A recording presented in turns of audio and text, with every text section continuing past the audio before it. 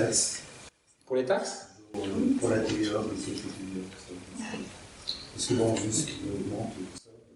Est-ce que c'est une solution de bloquer la TVA vu ce qui augmente? Les TVA ou les taxes. Pour moi, là on est dans quelque chose de tout à fait superficiel. Les prix augmentent, on bloque les prix. En fait, on ne va pas en profondeur. Je reprends un exemple. Je suis médecin. Quelqu'un a trop de tension. On lui donne un médicament pour maintenir sa tension. Mais on ne va pas au fond des choses. On reste très très superficiel. Et je parlais du millefeuille de loi tout à l'heure. En fait, pour moi, ces lois-là, c'est du palliatif. C'est s'intéresser juste à un phénomène extérieur et c'est ne jamais aller profondément dans les choses. Et si on a une pensée globale, on se dit les prix augmentent, pourquoi? Est-ce que c'est pas un problème, plutôt que d'être un problème juste de prix, est-ce que c'est pas un problème de mode de consommation? Est-ce que c'est pas un problème de surproduction? Est-ce que c'est pas un problème de spéculation? Et c'est là qu'il faut aller chercher les choses. Si l'augmentation des prix, c'était une occasion pour beaucoup de nos concitoyens et pour moi-même, pour commencer, parce que je peux agir sur moi, je ne peux pas agir sur les autres, une occasion de se dire, bon, on consomme un petit peu moins, c'est pas plus mal. Si je prends un peu moins l'autoroute quand je vais chez mes beaux-parents, c'est pas plus mal. Je prends un peu plus de temps, je découvre un peu plus de paysages. Tant mieux.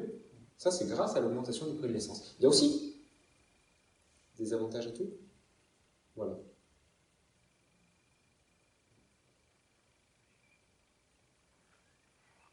Une question, une affirmation?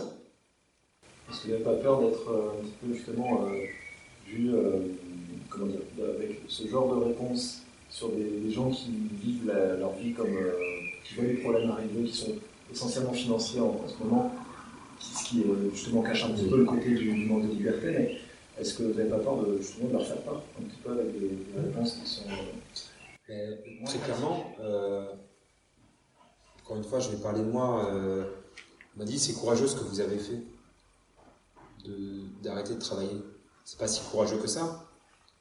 Il y a des gens, des aides-soignantes que je connais, elles étaient déjà à 10 € pour finir le mois. C'est vrai que ces gens-là, quand on leur dit ah bah, l'augmentation du prix, tant mieux, vous pourrez vivre plus sobrement. C'est inaudible, on ne peut pas dire ça. Mais le fond du problème, c'est pas qu'il y ait une augmentation des prix, encore une fois.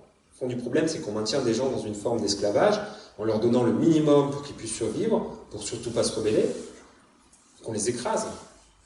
On les écrase, et en plus de ça, aujourd'hui, on les écrase avec des métiers qui n'ont plus de sens. On parle de la crise à l'hôpital, et on peut en dire 2 mots parce que ça me touche, alors, et je sais que ça intéresse la plupart des gens. La crise à l'hôpital, c'est pas juste à cause des soignants suspendus.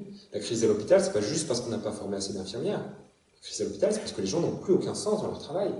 Mais demain, on aura une crise dans l'industrie. Demain, on ne trouvera plus d'ouvriers. Parce que ça n'a pas de sens. Et parce qu'encore une fois, quand on enferme les gens, ils ne peuvent pas donner le meilleur d'eux-mêmes. Combien de fois j'ai entendu dans mon cabinet, tout allait bien, j'avais un travail que j'aime, même quand on fait des choses, voilà. D'entendre un patient parler de quand il faisait le pain de mie, franchement, on en a discuté, c'était hyper intéressant, quelqu'un de passionné par son travail. Sauf qu'un jour, son travail a plus de sens parce qu'on lui en demande toujours de plus en plus. Parce qu'il n'a pas la possibilité de faire mieux, et il voudrait faire mieux. Alors au travail, il faut instaurer des choses. Est-ce qu'on peut encore continuer dans les grands ensembles? Et ça, c'est une vraie question aussi de campagne, c'est une vraie question de politique générale. Est-ce qu'on veut continuer à faire des grands ensembles, des grandes surfaces, des grandes usines qui ferment 3000 personnes à la rue, des grands commerces, des grandes fermes aussi? Et ou est-ce qu'on veut revenir à quelque chose qui a un visage humain? On peut en parler aussi. On cache le visage, on déshumanise. En face, on a quelqu'un qui n'a plus de sourire, qui n'a plus d'existence, qui n'a plus de personnalité. Et on en est exactement là. Aujourd'hui, comment un patron d'usine qui produit de l'alimentaire, qui produit des pizzas pour des enfants, est capable de laisser son usine en état d'insalubrité? Comment c'est possible?